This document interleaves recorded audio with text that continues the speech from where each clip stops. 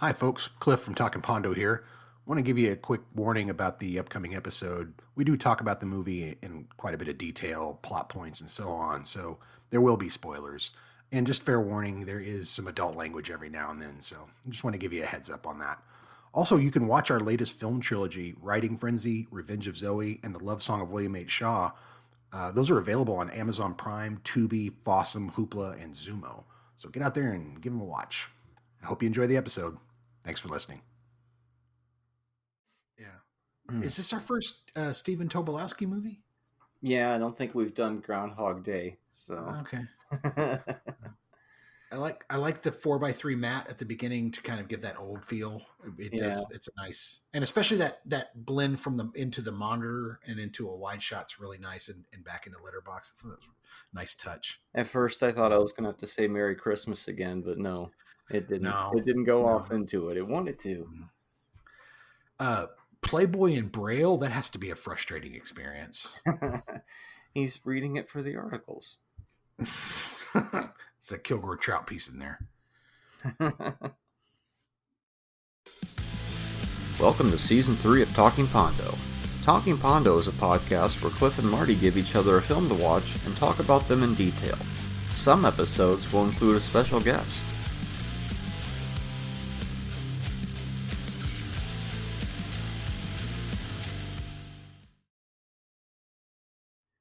Robert Redford gets a Tijuana tuck and roll will not be seen this week, so we may bring you the following sneak. Robert Redford gets a Tijuana tuck and roll. Dude, we should write a whole movie called Robert Redford Gets a Tijuana Tuck and Roll. That's fucking genius. Did they put manure in his seats? You know it. Yeah. Spoiler alert. You know it. Well, welcome, folks. You know, that's the only part of Losing that I've remembered was the horse manure in the seats. That film came back to me in pieces, and I want to talk about later, a major sense memory moment with that movie where it was just like, sometimes when you watch a movie you haven't seen in a long time, and suddenly it's like somebody's dumped a bucket of cold water on your head. You have that moment where you're like, I was eating a peanut butter and jelly sandwich when I watched. So I have, yes. I have those moments to talk about. So here we are again. It's Talking Pondo, Marty and Cliff, talking movies. Talking over each other. I mean, we try to limit it, and I edit a lot of that stuff out. But for the most part, yeah. Hopefully, we're not yelling at each other, yelling Pondo. Maybe that's what we should call it, yelling Pondo. So it is episode 17 of season 3. Overall, episode 89. We're getting close. We're getting very close to the 100 mark. Close. Have you picked your 100? Have you picked your 100th episode yet? I got some ideas. Yeah, mostly been focusing. Yeah, I've been focusing on the spooky season and the Thanksgiving, Christmas, the New Year's. I sound like the guy giving his chili recipe in Track of the Moon Beast, but anyway, we have 2 more movies this week, and welcome, dear listener. 2 more movies. What did I feel like they had something in common here? Well, did they have a common thing that you found? A common theme? A common thing that you always look for these? There might have been something. Maybe it was. I felt like it was about. I felt like it was about friends helping each other out. Helping each other achieve a goal. Friends helping friends helping friends helping friends. Yeah. Yeah. Go steal those nuclear secrets and go get that pussy. I don't know how else to. I'm sorry to be so vulgar, but let's go with that. So this week was a listener request episode. Losing It took a long time, but we got around to it. We got all these other ones we got to go through, and then finally, now's the week for Losing It. It's about time we've kind of tackled one of these '80s sort of teen.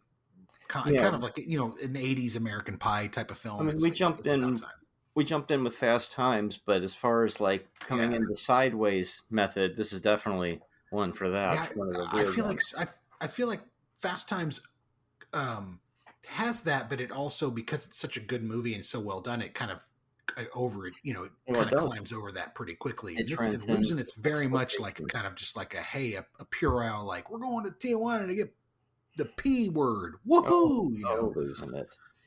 Uh, and the Do you other want to start movie, with losing it? we watched was from 1992, That's right? right. Yeah, Sneakers. sneakers. That's a movie that I hadn't seen for a very long time, and Mm-hmm. was for a moment there I thought I'd never seen it, but no, Oh there's no, you parts that definitely have always seen it. come back, and Mm-hmm. you go, oh, Sneakers. Mm-hmm. So Robert we have Redford and River Phoenix, man. I mean, come yeah, on. well, we have two movies this week once again, and this is kind of like before we jump into our real themed shit for the rest of the season, rest of the year. But that's a lie too, because there'll be a few episodes here and there that aren't themed on anything. So just stay Mm-hmm. tuned. But those Yeah. themed episodes are coming soon. But this is like, Probably one of the last ones, yeah, before you guys are going to get a lot of themed episodes up till I'd probably say 6 or so themed episodes. oh Talking yeah, Figgy Pondo, Christmas, yeah, Thanksgiving, both the Spookies, 5 at least. So yeah. this will be your Talking last kind of about just 100. I yeah, mean, geez, the list yeah. goes on This will and be your on. last kind of just general discussion about movies, which I'm Mhm. sure you guys are General like, oh discussion, no, sir. yeah, general Oh, discussions. uh, we can start with whichever one, because this is a week where it's like I didn't pick a movie in a way, because Well, I took, let's my pick was a listener pick, and then you brought Sneakers in, so I'm like, I don't have any game this time, or any what is the term analogy, you have no bias. yeah, so Yeah, exactly, you got no nothing, it's no like a what is it, skin in the game. You got no yeah, skin in the game, my brother. exactly, it's like a Yeah, guest episode without a guest, right? yeah, We just exactly. have their movie instead of them being on the show with us. So let's do losing it. Okay, losing it. Oh, where does let's see, losing it.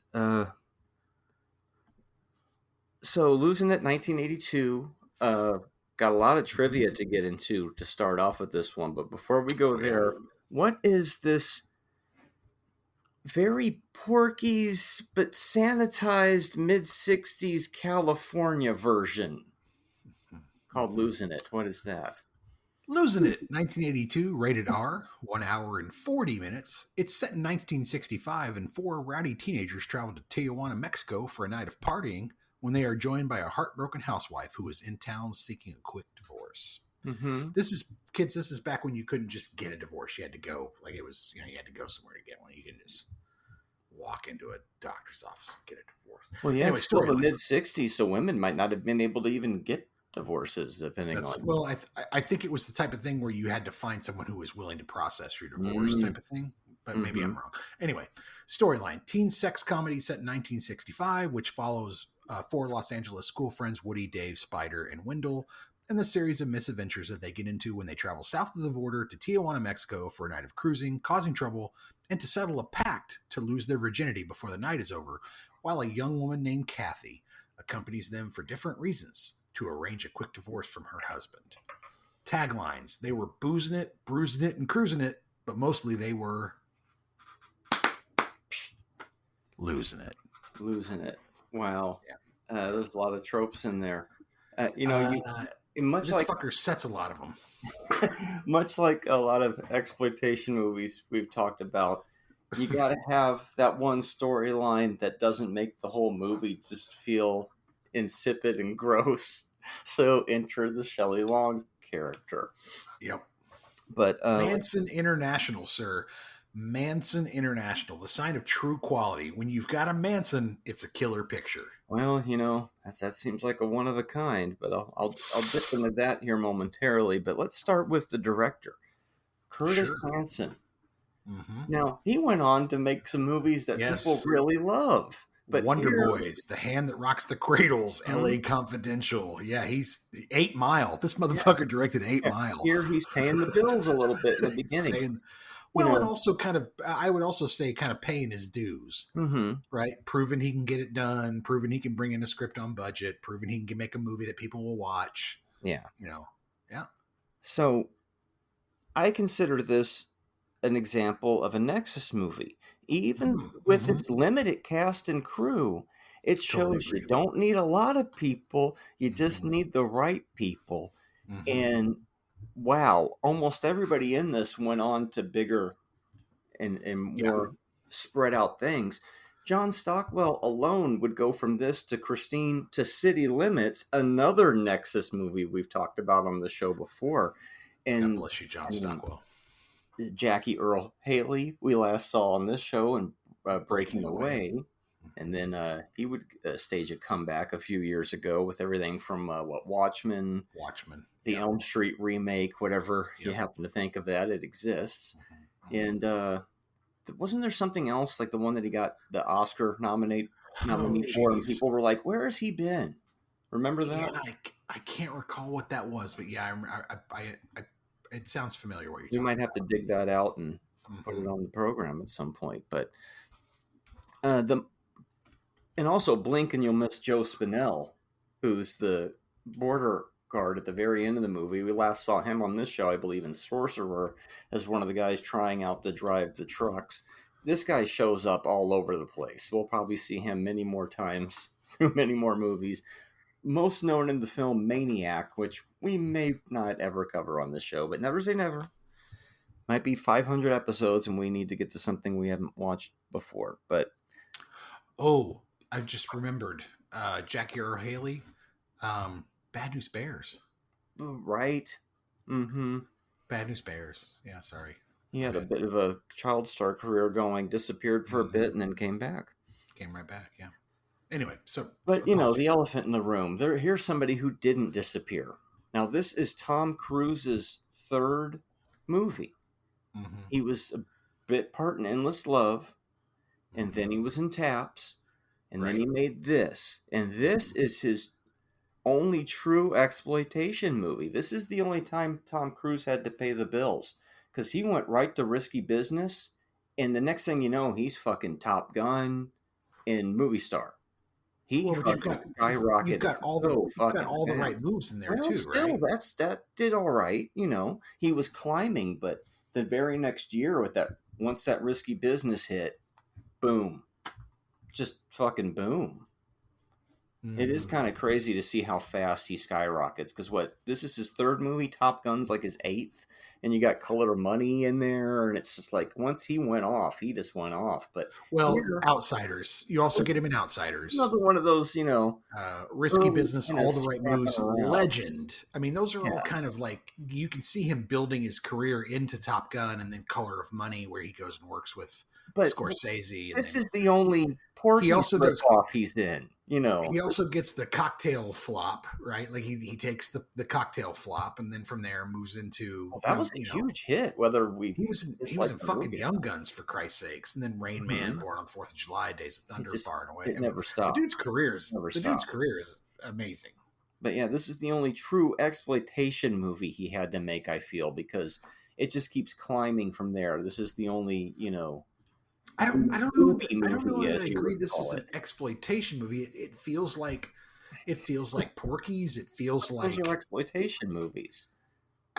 You can show all the salacious stuff, but then you put a little moral on it, and then it makes it acceptable to put out. This is a trick they've been doing for years. You see it less and less by the time we get to the 80s, but still I there mean, in I hear ways. what you're saying. I just don't know that I would term it exploitation. I think there's a different term for it, but it's because it's very different than blaxploitation, which was the explosion of black cinema and kind of the Oh, well, I'm just exploitation of saying as sort of an the culture of overall, black people, right? these cautionary tales, they can, Mm-hmm. it goes all the way back to Glenn or Glenda, and then they put the little psychiatrist tag on the end of it. Oh, I see what you're saying. Yeah, they tell movie. this movie and put a morality tale in Yeah, it to stay away from the. Yeah, okay, I see what you're saying there for sure. in Yeah, that sense, it's one of the those. Shelley Long character telling, "Oh, you don't have to have sex with a hooker. You can just have sex with me instead." That's why you got to have her character in the movie, because otherwise it's just the party animal going right off the edge of just nothing but dirty jokes and airplane humor. Mm-hmm. But it's a trip to look at Tom Cruise in this movie because people say Tom Cruise always plays the same character, but it's not true because here he probably should have been John Stockwell because that's more of the I got the attitude, kind of shithead, know-it-all Tom Cruise character that we come to know from Rain Man forward. But here he's Yeah. playing like a diminutive, kind of geeky guy, doesn't have a whole lot of dialogue in a way, and Yeah. kind of plays it as one of the Yeah. seconds. And you don't see that level of Tom Cruise very much. And for that, it's interesting.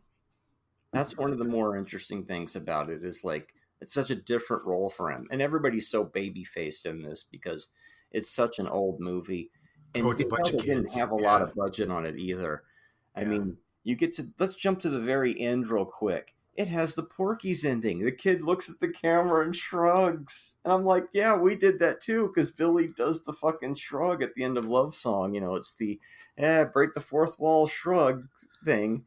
But I just thought that was Yeah. funny because they followed Porky's a lot in this one. They change it, but the Jackie Earl Haley character, who he thinks he looks like Frank Sinatra, but he really looks more like Ted Knight to me. If you want to go back to the Ted Knight references again because of that fucking hat, but he's like another in the long line or short line, I guess you would say, of the Pee Wee ripoff characters, right? Because you have Pee Wee and Porky's. He's the sex obsessed, Well, gotta you're lose talking them. about the overly horny, sex Yeah, obsessed. Yeah, and yeah, he's yeah. another Sure, one like sure. that. And then you have Pondo, of course, and the I Party don't, I don't, Animals I don't right around necessarily agree the that the time. film But follows Porky's, but I definitely see, I can there's see what you're saying with elements the resonation of characters and elements. where Yeah, they're yeah, yeah, like, yeah, for we need to sure. make Yeah, one yeah, of yeah. those, but let's make it in the mid 60s and crank it out real quick and throw in. We can do another one of those real quick, is the vibe I got from it. Like, let's make our own salacious, they go to the bar, blah, blah. But the difference is they actually will get laid in this one, or at least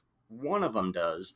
Does John Stockwell? Well, they kind of make you think he does, but he's so frustrated, you think maybe he didn't do anything either, right? Is that what the movie's trying to allude to? Because you never actually, we know the Jackie character is screaming when he's having his orgasm, as mentioned in the movie that he was going to do I because don't know. it tastes They don't better. really, they don't But really John identify Stockwell, that. I kind of feel like it made subtext, but it almost seems like, oh, he didn't do anything either. Because why is he so fucking angry? And it's the mid 60s, so.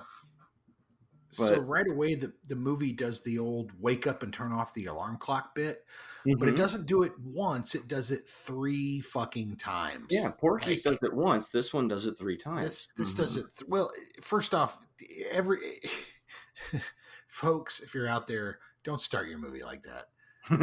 Wake Mhm. up, ring, click. I mean, it's the most fucking tried and true, most fucking talk about a trope.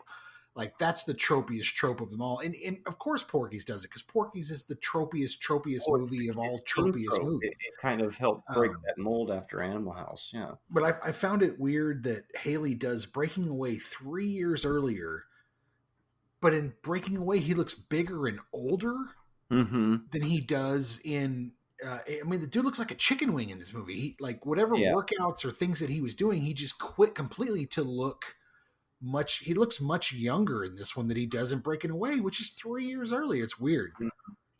Um,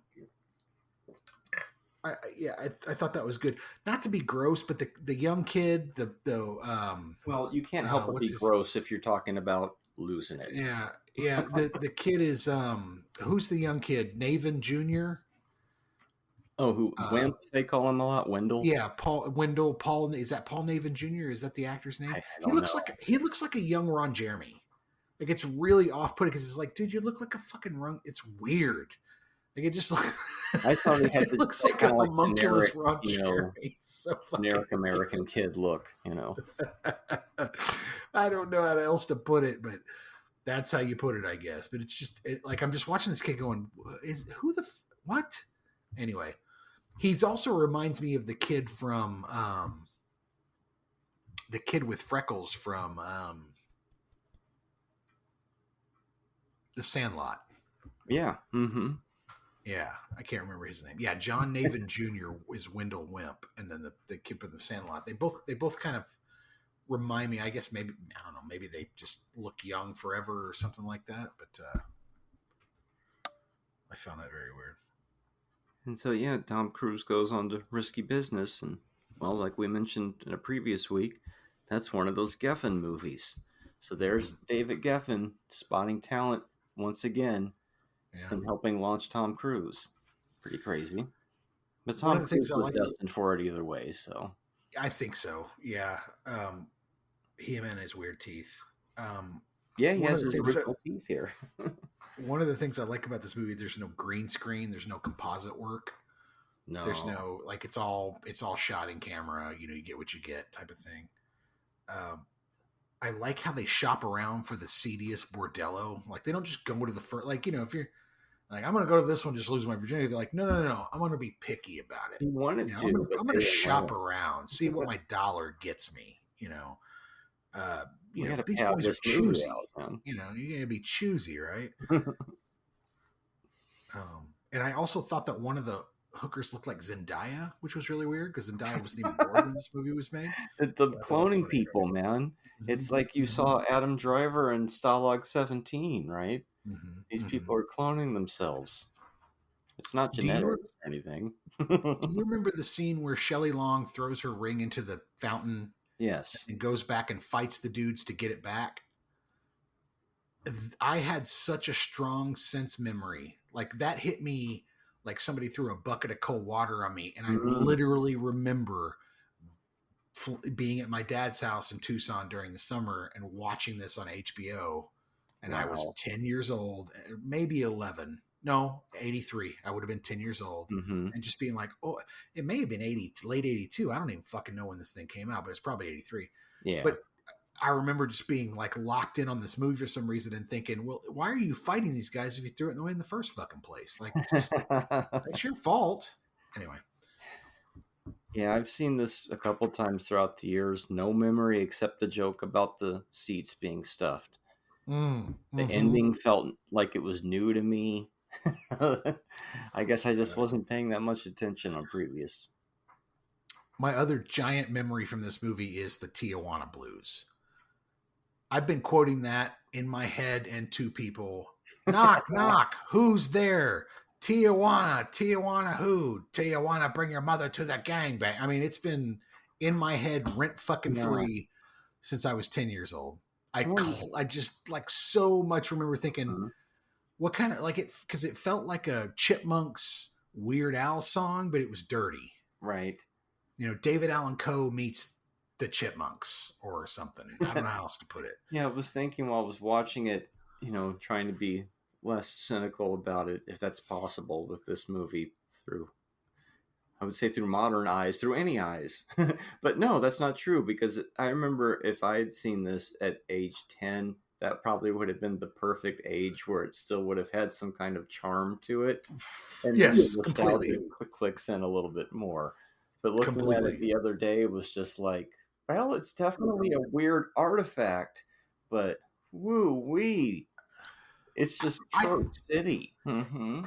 I think this is a great opportunity to talk about like looking through films through a current lens, right? And through a current, because I'm not trying to apologize for the film, but what I'm saying is like some films do things and they were the first ones to do it, or they only did it, or they were early in the process of doing it. But now it's very tropey because everybody fucking does that, right? Like, I think that that's an important discussion to have. And I also think it's important discussion. It's like I watched Seven Brides for Seven Brothers last week and it was like, oh my God. Like if you tried to view this movie through the lens of current sort of politics and social norms, you would just be like, what a piece of shit. But if you watch it for the artistic value of it, it's a gorgeous film. It's really well done. So I don't know. I think bringing that up and kind of having that conversation while we talk about Porky's and losing it in some of these movies is an important thing to do. Yeah, but, Porky's was, they were, obviously it's a commercial enterprise. You're trying to make a movie that people are going to go see. But then losing it is what they call a cash grab, children. let's make a movie similar to what's popular at the time and just try to make money off of it. There's Sure, nothing wrong with that. no, There's but more yeah, of a but Roger Corman type of process of but just let's not act like Porky's was any sort of like cinema, but they did it a lot better, though, I think. Absolutely, I completely agree. But let's not act like it was some sort of high art or high No, but if cinema. you're gonna, It was a booby movie. type of things, It was a teen raunch comedy booby Mhm. movie. I mean, it's American Pie. It's Mhm. 40-Year-Old Virgin. It's all those things, right? Those things, I love them. I'm not shitting on them, but they're not. They're also not going to win any Oscars, right? Mhm. And Yeah, there's two sides of this argument, right? And neither one of them is right or wrong here. Where it's like you could say, well, Porky's and American Pie don't go away because they made a shit ton of money and they're put out by like Fox and Universal, so they're going to constantly be pushing it all the time. Whereas sure. losing it is still, I think, an MGM thing, but Yeah, since it wasn't as huge, no, it's Manson it's International, it's sir. still just going to like right exactly. It's going to float there in the background, but since it has Tom Cruise in it, it's always Mhm. going to kind of be there on the periphery. It Mhm. doesn't disappear into the ether like a My Tutor or a Homework or something, I also don't think it's to the level of a My Tutor. Like I mean, there's very little nudity in the movie. Mm-hmm. I mean, there really is. Like when you get down to it, I think there's one or two scenes It's with just a lot of nudity. bad jokes, a lot of It's a dirty lot of jokes. bad jokes. It's a lot of off-color jokes. Mhm. It's a lot of body humor, and a lot of bad humor, body humor, where you're just like, Mhm. oh God, Jesus. And like I said, again, if you watch Seven Brides for Seven Brothers, you'd be like, oh my God. But if you kind Mhm. of take it for what it was, you kind of laugh at. Oh Even yeah, they, yeah. and I tend to think even back then, even they were laughing at how ridiculously over the top male patriarchy and dominance Oh was. yeah, I wouldn't. You It was can't like look so at these fucking movies stupid. and be offended by them because that's just that. I mean, you can if you want, I suppose, but Well, sure. I don't. I don't look at it that way because I realize they're just more than anything they were just trying to turn a buck Hmm. and ride a trend. Yeah. It's like you get your Halloween, Friday the 13th, and then there's a shit ton of slasher impersonators because people are trying to do the cash in, and these Yeah. are like the lesser versions of those. And it doesn't make one of them more salacious than the other. No, Sure. they're all No. equally salacious. But Sure. it's, Absolutely. there's what do we call it? Diminishing returns as you work your way through the genre until it finally peters out. Uh, I liked the kids' mini adventure throughout the film. I felt like that was a really smart move, was to bring these three assholes who were just trying to get laid, and you have this kid who's actually like, I'm here for business. I want to do some business. I want to get some fireworks. I want to, Hmm. it reminds me of going to 7-Eleven and buying a shitload of blow pops and some joke cola and selling that shit from your locker at school for money. Makes a Oh lot of yeah, sense. that was a good Uh, racket.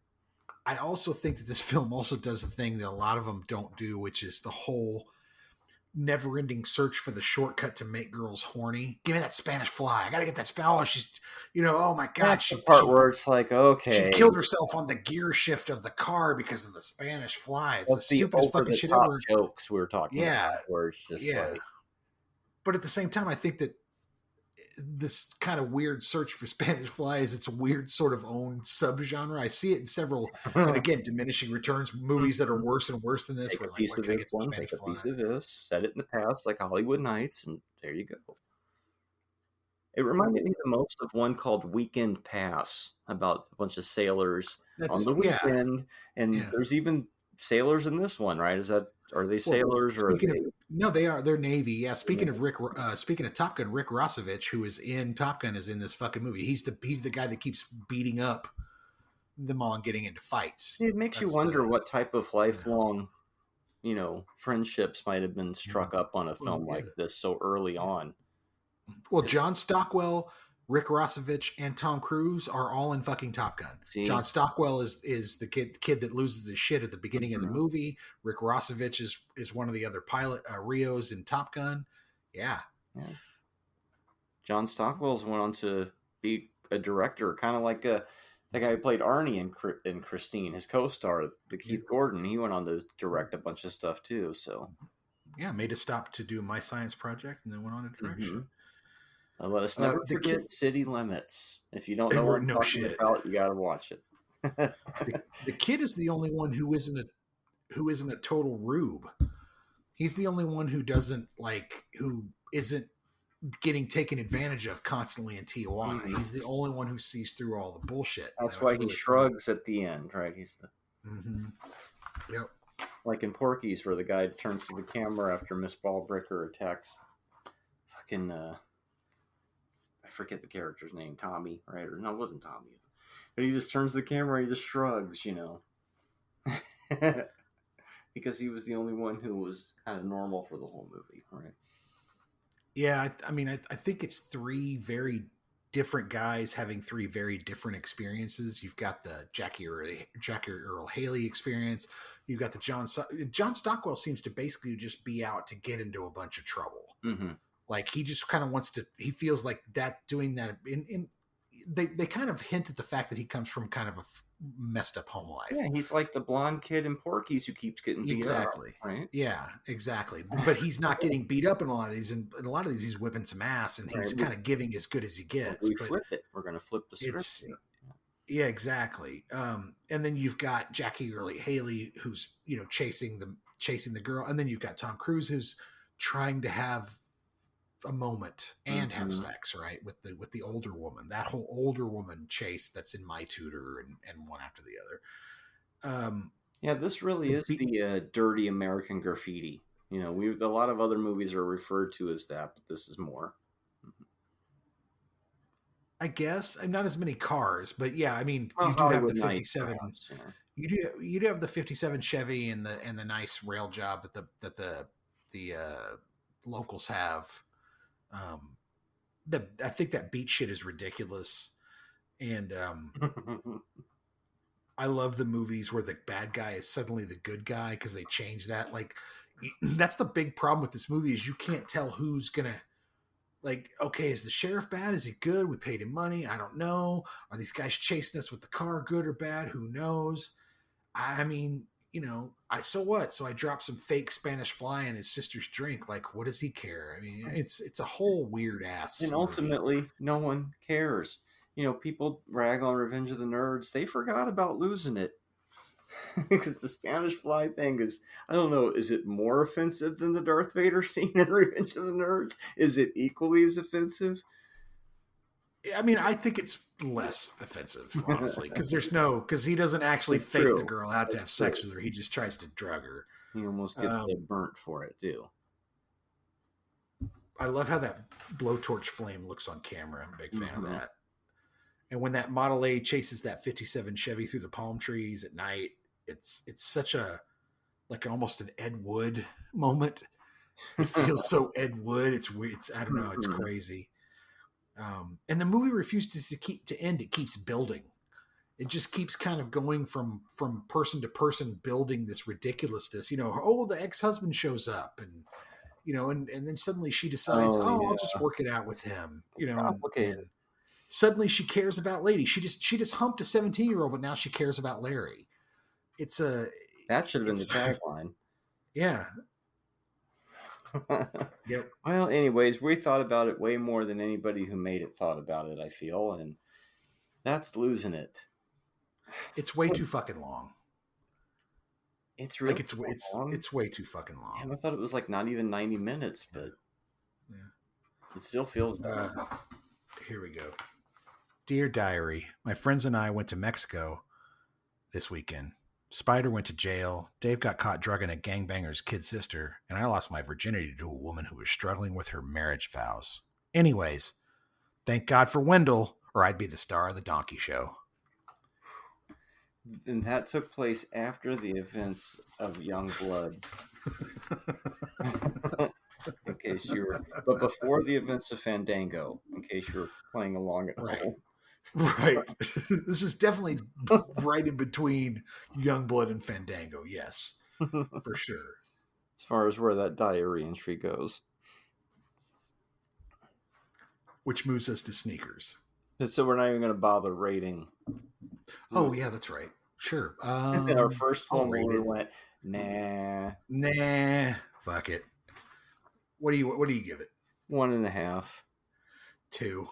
Yeah, it was a slog. It was an interesting slog, but ultimately, I'm not returning to it anytime soon. Yeah. I didn't find it a slog, honestly. I mean, I'll say this. I think it moved well. It didn't really bury itself in anything. It was just totally bad. Every choice was just a bad fucking choice. Like, well, that's probably where every choice was just a bad choice. But whoever made it kind of knew what they were doing. The actors were all good. Jackie Earle Haley's fucking great actor. It's This a Native starter kid's project. good. Shelley Long's good. I can't fucking stand Shelley Long, but she was at least not annoying in this movie. But again, bad choices where there's a point. You remember when they're in the gas station, they're stealing all the shit while she's arguing with her husband. Mm-hmm. She literally says, "I thought we had something going here. I thought we had, and it's like, you're married to him. What do you mean you fucking thought you had something going?" This dialogue makes no sense. And it continues throughout the movie. Like, they just made these weird, it felt like they were stuck between two revisions, you know what I mean? And didn't go through and kind of clean everything up from the revision 33 to revision 34. Seems like it came together pretty quick. It was really strange. Like, they didn't have a whole lot of money to make it, it seems like. You get to those end credits and they come on and they feel so jumpy and old, and then you go, this is a lot lower budget than I realized, wasn't it? Yeah. And also just not, at least by the time he's making Legend, he's on a huge set at this point. He's not scrapping it's it. Really not as salacious as you'd think. There's not a lot of nudity. Dirty, and it's just a lot of dirty and kind of gross and crass fucking humor, That's it, yeah. But anyway, so Sneakers. Sneakers. Didn't they used to advertise this on the back of comic books, this movie? I feel like I used to see that poster on the back of Marvel Comics that year quite a bit. It would always be on the back cover because it was that weird peel up thing where all their heads are lined up in that perfect early 90s fashion. Fascinating. And, Sneakers, it came out on September 11th, 1992. Sneakers came out the day we did the last episode of our original live TV show, to put that in context. So what is Give Me the Box? In other words, a very long time. Give Me the Box. Sneakers, 1992, PG-13, 2 hours and 6 minutes, which was a surprise. A security pro finds his past returning to haunt him when he and his unique team are tasked with retrieving a particularly important item. Written, directed by Phil Alden Robinson. It's a hell of a cast. And your storyline that's what they had in common. Good casts this week. Hell of a good cast. Yeah, both. I'd agree with that. So your storyline is Martin Bishop is the head of a group of experts who specialize in testing security systems. When he is blackmailed by government agents into stealing a top-secret black box, the team finds themselves embroiled in a game of danger and intrigue. After they recover the box, they discovered it has the capability to decode all existing encryption systems around the world, and that the agents who hired them didn't work for the government at all. Except it doesn't really do that. It only works on American stuff, we find out at the end of the movie. Which makes it even worse. The people that made War Games made this, at least some of the ideas, and so that makes total sense to me. But I think it's birthed, isn't it? It's birthed out of the writing of War Games, right? Yeah, that makes a lot of sense. And would Dylan call this one a hacker? Ha ha ha. Yeah. Because they're actually hacking into shit. But it's funny when you see movies like this or like The Net, and you go, "My God, is this fucking antique?" It's like looking at a fossil because the floppy disks and it's funny because nowadays this would be a superhero movie, right? This would be a team of superheroes who have special powers because they don't make them like this anymore. They have to make it through this other lens now. It'd be Daredevil. I think any movie where and that includes a Marvel superhero movie, but any movie where you are talking, it's the same as a fucking Bond movie. Any movie where you're including futuristic technology, the Avengers television show, the Bond movies, the Bond movies don't feel as good as this to me. Oh, fucking come on, dude. I mean, especially those early ones, they just feel very, I push the button on the gear shift and the ejection seat goes out. I don't know. There's some kind of charm about those where this one just was like. I completely understand the charm of it, but I feel like the technology is still dated. Yeah, you're right. But it's very dated. Goes down easier to me. I don't know. This early on, this reminds me a lot of, I had a flashback to phone phreaking and the early days of hacking. And Whistler is he's kind of a prototype for that. And are you familiar with what that is? Phone phreaking and hacking and all Well, that. go ahead and Hacking. tell everybody. I know you're familiar with hacking with computers, but phone phreaking I is. watched this movie. So phone phreaking, basically, back in the day when you picked up your telephone, your hardwired telephone, you had, what was it, 12 keys, right? And those keys are dual tones. So if you hit a 1, it sends a tone at 800 megahertz and a tone at 1200 megahertz, right? And they combine to a certain sound. And on the other end of it, the switch that's you're dialing into so you can go call whoever is listening to those tones and understanding that that's a 1, that's an 8, that's a 0, that's a 9, that's a 2, that's a 3, that's a so on. There's a blind guy literally who figured this out, and he had perfect pitch, and he would pick up the phone and whistle into it, and he would whistle at a frequency which would release the phone, and then he could make long distance calls to anywhere he wanted, and it's called phone phreaking. Later on, they figured out that there was a whistle in a Captain Crunch I was just cereal about to say box. that. Yeah. Yes, there's a Captain Crunch cereal box with a whistle that does the exact tone that allows the phone to release from its carrier so that you can begin to dial other numbers, right? And they even made these boxes, and they would just go to payphones in the middle of nowhere, because eventually the phone company started catching on to it. They banned this blind dude from ever having a fucking phone for like 25 fucking years. He was not allowed anywhere near a phone, much less, anything else. So a lot of these guys had these boxes where they would do these tones, black boxes, blue boxes is what they called them. And you would go to the middle of nowhere on a payphone and make calls. These guys were so obsessed with this shit that they would call the phone company and be like, "Hey, we were on this weird trunk in Canada, and it sounds terrible. Can you fix it?" And the phone company's like, "How the fuck do you know what a trunk is? How the fuck do you know? Why were you doing?" Anyway. So very fascinating, and I feel like Sneakers has a lot of that early basis in it, which is cool. It makes it feel very realistic and very grounded in reality, as opposed to watching Hackers where they just fucking type on some keys and some bullshit, MS DOS prompts come up and fucking, oh, look at that PowerShell, neat. And then suddenly, I'm in. What do you want? I've got access to everything, that type of shit. It's very different. Mm-hmm. I just wanted to say the early scene with Cause and Robert Redford's character. The early ones where they're sending money, changing money around and all that shit, and he goes for a pizza.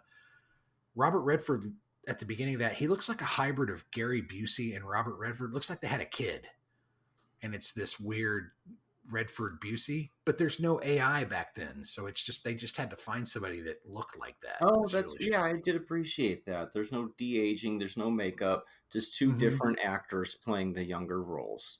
Yep. Which I didn't mind at all. I'm making fun of the Busey Redford thing, but I'd way rather watch that than Tom Hanks being de-aged in here. I didn't like Halloween Kills very much, but I did appreciate the fact that they found somebody who looked like Donald Pleasance and had him be in the flashback part. Absolutely. And I thought, you got to fake Donald Pleasance, you make the whole movie around him. But that's a digression. But mentioning Robert Redford's age, even though this movie at the time of this recording is 33 years old, we are still younger than Robert Redford was when he made this movie. So, wow, yeah, there's a lot of boomer energy going on in this one. Holy crap, that's hilarious. So the DP's name is John Lindley. He's done some interesting work. He did a bunch of great stuff. Yeah. Phil Allen Robinson's the writer-director. He did a bunch of great stuff too. Yeah, In the Mood. We talked about that movie before, that Patrick Dempsey film, also known as the Woohoo Kid, right? Or was that what it's called? The Woo Woo Kid. And then there's The Serpent and the Rainbow. And then he shot Field of Dreams, which is the same director, which would make sense why James Earl Jones shows up in this movie. Mm-hmm. And then there's also, what did he do right before this? Sleeping with the Enemy, Father of the Bride, Sneakers, The Good Son, Money Train, Pleasantville, You've Got Mail, Sum of All Fears, Catch and Release. Wow, who would have thought this movie would be tied to Catch and Release? But there it is, the same DVD. Oh, this movie's tied to Fletch. One of the writers wrote Fletch. Ah. Or Phil Alden Robinson, the director. He wrote the screenplay for Fletch.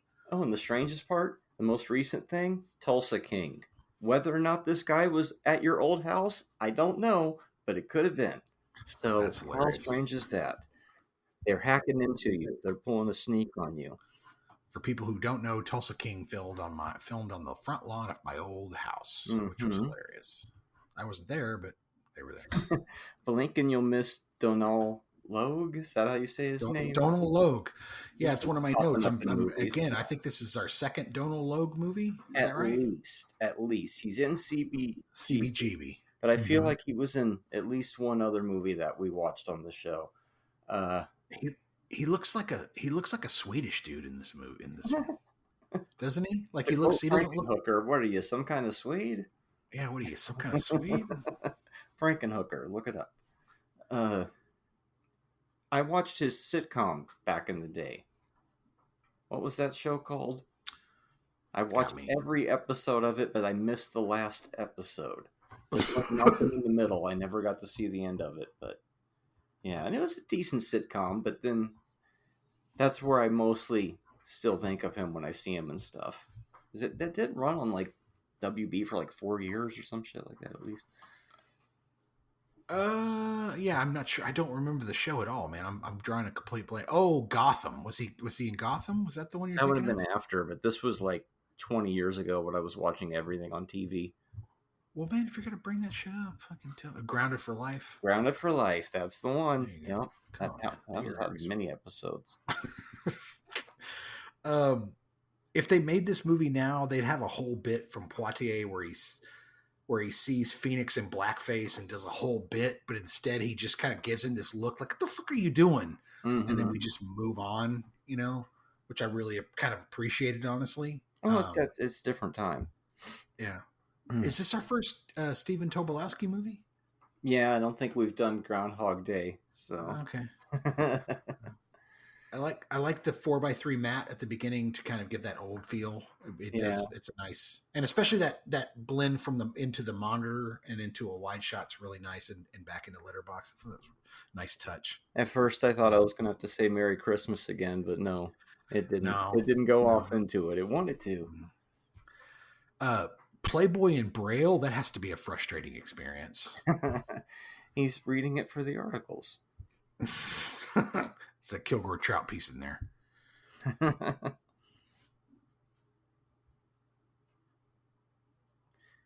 One note I have here is like the antiquated jump cuts from the middle of the screen, like in Warlock. You just don't see movies that look and feel like this anymore because this is the early 90s. Mm-hmm. And to me, this is the epitome of a movie that you always see playing at the airport or a bar or a hotel room.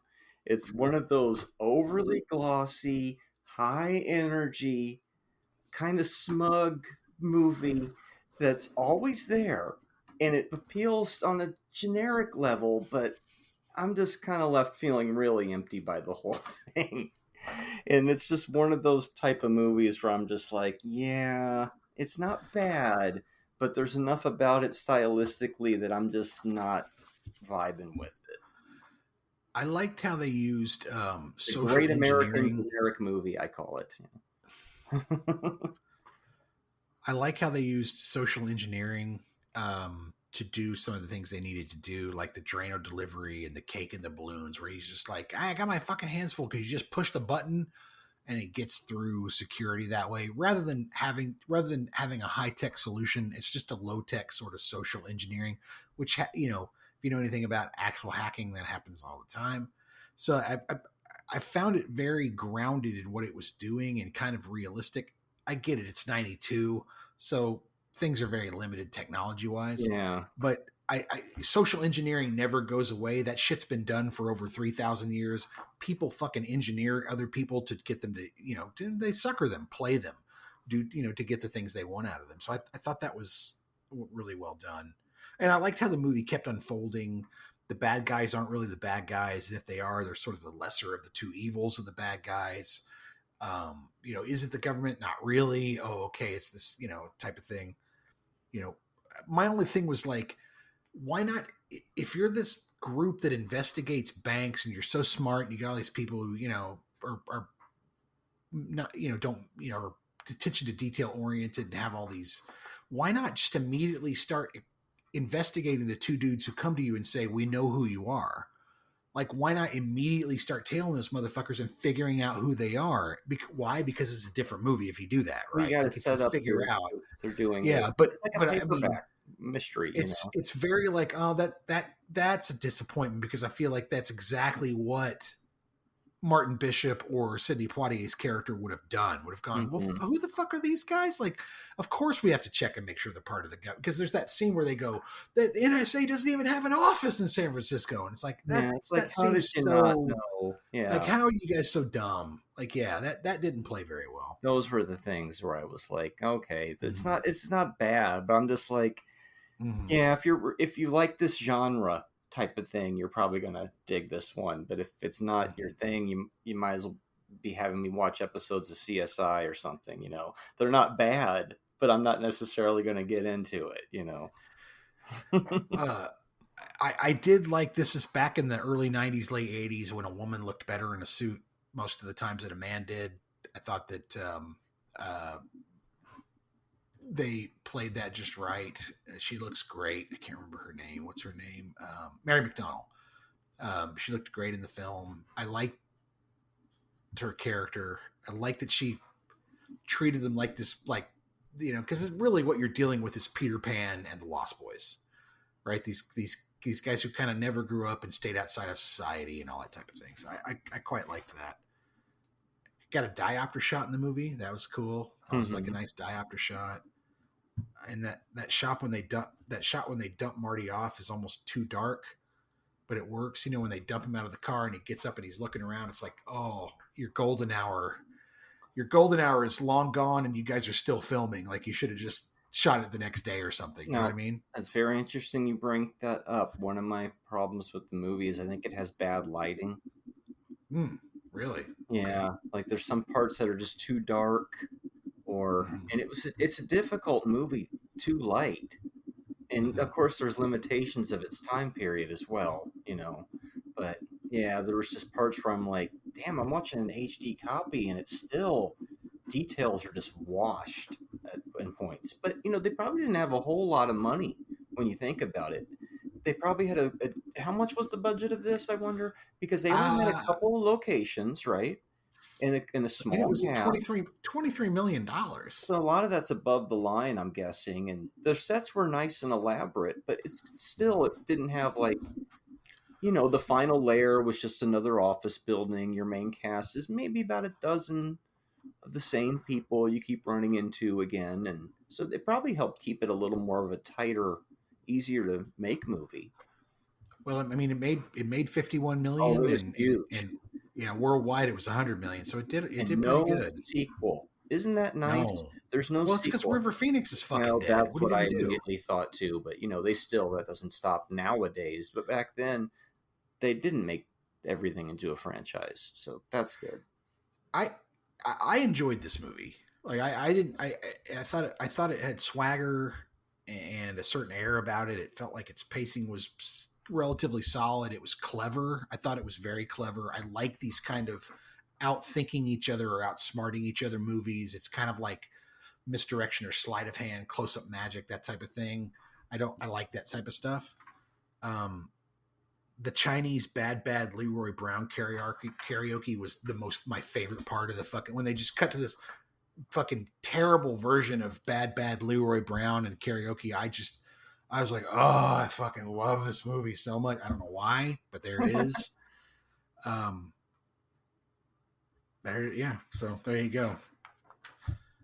Yeah, I mean, it's not a bad movie, and there's movies I've certainly rated a lot lower, but for me, this was one of the worst films I had to sit through for the podcast. Now, the more I thought about it, because it's just not my thing, man. There's something about this movie I don't like. The bottom of the monkey cage, Marty. Stephen Tobolowsky knows how to turn a woman on. He talks about how to eat out of the bottom of a monkey cage. What's wrong with that?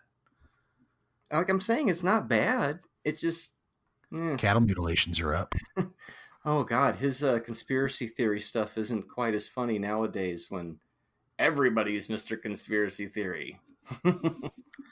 I like that that they had a lot of the evil '90s ponytails. Remember the evil '90s ponytail? How Yeah, a lot of bad hair in this movie, but fucking the Karate Kid 3 with the evil '90s, the evil ponytail and that type of shit. At least Robert Redford always looks the same, right? He never succumbed to weird fashions or trends too much. He kind of always looks like himself, right? Yeah. I mean, at one point he's using a pocket fisherman to lower a sensor into the room, and all I could think of was fucking Ronco, man. Set it and forget it. Yep. That's an early Ronco product, the fucking pocket fisherman. What a weird thing to put in that movie. The spying on Americans is also super relevant. You know, this whole we can't use this on the Russians. Oh, it's to spy on everybody else. Okay, well, we already know about that because the dude who's living in Russia now told us all that the NSA can read everything that we do anyways. What was his name? Citizen 4. I can't remember his name. But it is not a bad movie. It is, like I said, with the CSI thing. People love that. And I could watch that and be like, it's good. It's well put together. It's well acted. It's real scripted. It's just the genre's not doing anything for me. So on that level, I had to say that. I still give it a 2, though. Do you know why it's called Sneakers? Because they're doing a sneak, right? No. Isn't that what they said in the movie? So back at IBM, the kid programmers, the ones who came in and sort of had new ideas and sort of busted up the regime that was there, they were called sneakers because they were all running around the fucking office and the warehouse in sneakers. So that's how you get that term. That comes from IBM. Was anybody wearing sneakers in this movie? I can't remember, honestly. I honestly can't remember. I was looking at it, I didn't see one pair of sneakers. You know that scene at the end where they're squeezing the government stooges out of like, I want a Winnebago. I want this. I want that. That reminds me of Armageddon, where he's like, can you tell us who killed Kennedy? Oh, Oscar's got some girlfriends he once fucking made, you know, as American citizens, no questions asked. It was very much like that. Look, I find this a fun movie. If you like this type of shit, you'll enjoy it. If you don't, it's probably gonna, like you said, it's probably gonna be a slog. I'm gonna give it 2.5 stars. I was close to a 3. I think it's rewatchable, but I also think it's got a few problems. It's too fucking long. It needs to have about 15 minutes, 10, 15 minutes cut out of it. You know, that whole there's just a lot of I don't know, space in the movie. A little bit too much to where it tends to drag a bit. But I still, like, I watched it. I was like, yeah, I mean, this compared to some of the shit we've watched on this. I'd watch this over around before midnight. Not to dig on that movie. I know you like it, but different taste. You know, some people like spaghetti with meatballs. Some like it without. I mean, it doesn't mean that one is better than the other. It just means you have a different palate. But I also don't think it's high cinema. You know, and I don't think it's anything that's, you know, going to be. Oh, today's films were not high cinema. I thought, like, did I like this more than Losin? I go, well, Losin it has like even slightly more issues. At least Sneakers is you could call it a good movie. I kind of liked them both about the same. I think they're both kind of just popcorn chewing movies. Like you just go in, you get your sugar water and your popcorn and you watch the fucking movie. You don't think too deeply about it. It's not really trying to say much. It's not really trying to do much. It's just trying to entertain you. When I come to the show and I try to analyze it, then I start finding all the for both of them. Yeah, for both of them. It's like when, you know, if you really want to dig into these movies, I will say I think Sneakers overall is probably better than Losing It. Oh, yeah, we both agree. Really want to dig into them. But I mean, I also don't have a problem with Losing It when you put it in the pantheon of kind of teenage sex comedies. It's kind of fun. Sneakers would be the harder one to prosecute. Sure, for sure. If we were on Reels of Justice, for sure. Yeah. Speaking of which, if you haven't heard my Eddie and the Cruisers episode of Reels of Justice, go out there and listen to it now. So back when this movie came out slightly before I got the job at the movie theater, just a few months. And this came out right before you went to California, because if it came out the same day we did the last show, you hadn't left yet. But I remember when I was a trasher, that's what they called the people who cleaned up the Clean the theaters with all the theaters. junk in them early on, because this movie was still new. I had not seen it yet; it hadn't hit cable, and people would be like, "Oh, your name's Marty," and the one trasher was like, "Give me the box, Marty," and we all laughed. And I even thought it was Yes. funny because it's so ridiculous, the accent, that when you finally watch the movie and you hear Ben Kingsley's crazy accent of "Give me the box, Marty," and if your Give name's me the box, Marty. and you're hearing him say Marty through the whole fucking film, it does make it pretty funny. It's a lot more original than like the Marty McFly thing of Back to the Future, which never really bothered me. But I always thought the sneakers joke was pretty funny. And I so did too. we'd be I saying it, and remember. I hadn't even seen the fucking film. And then like you were mentioning last week, I think we did have some sort of on cable Yes. 1993, even might have even had the sound off. But I remember parts of this movie very vividly. It The was either other the parts I don't remember trailer so or well. the movie itself because I remember sitting in a room with Chris fucking Ray, I think at least, and Who hearing, "Give me knows? the box, Marty," and us looking at you and laughing. Well, we would say that joke a lot too. So, Exactly. as somebody whose name is Marty, how could I help but remember hearing that Well, joke all the I mean, time? if somebody had said, "Give me the box, Cliff," it would have been fucking. Our names Right. are not. It's not John or Pete. For fuck's sake. The comic book diaries. Give me the box. And so, did he give him the box? Yeah, but of course it was empty because duh. We're the United States. We don't do that kind of thing. I looked at the credits and I'm like, where the fuck is James Earl Jones? And then he shows up right at the end. He shows up at the very fucking end. I'm like, all right, peace, love, dope. Now get the hell out of here. Same director. Peace, love, dope. Wow. Well, So, what do you got for me next week? I got the box for you. And then I got the box, Marty. Then Cliff made a skit, and he made this skit before Sneakers. Well, no, it might have been right around the same. I think it's right around the same time. Yeah, it is. It's right around that same time because we I made a skit called "Head in the Box." But you also made a skit called "The Box," The box. where I'm carrying a box. True. And I fall down. If you look on YouTube right. far enough, you might be able to find this ridiculous shit. But that's hilarious. Influence, I don't know. But I had a box, and there was also the box, the video request channel, where you call up and request Ice Ice Baby 30 times in a row. Oh no! And pay $2.50 a piece. La Raza, my homeboy. Roll it up, my homeboy, La Raza.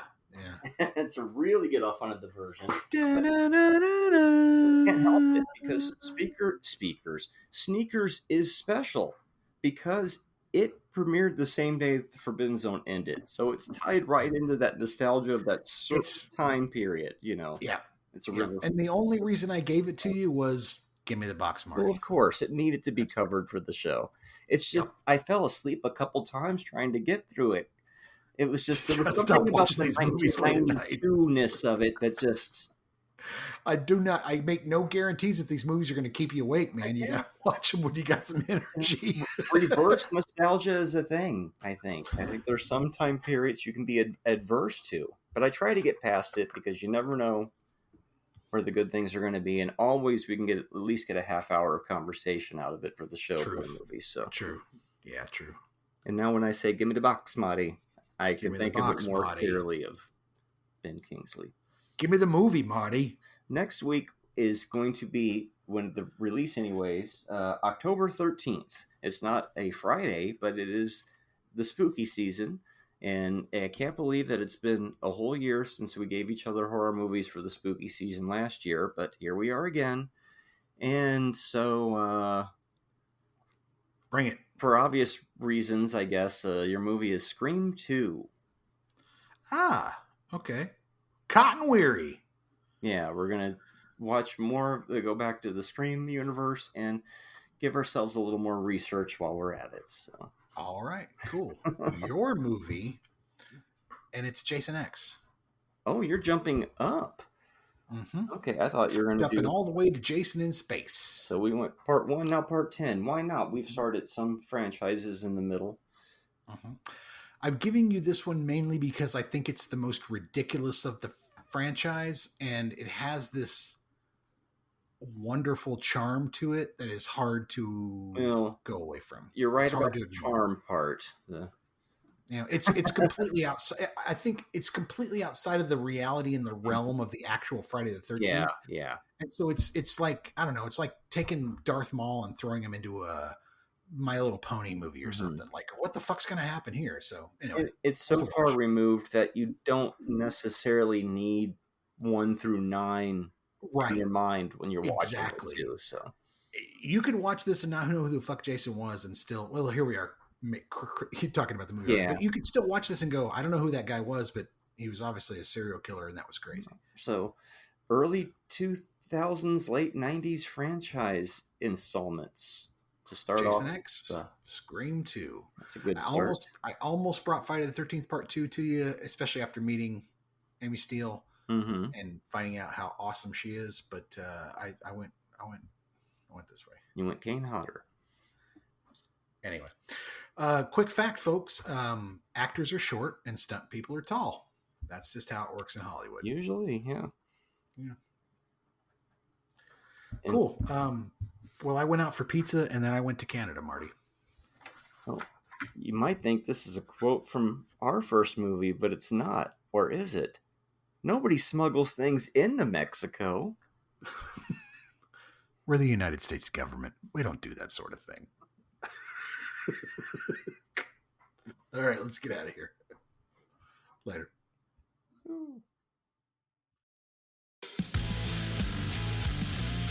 Don't miss an episode. Make sure you subscribe to the podcast, like us on YouTube, or give us a 5-star rating on the podcast app of your choice.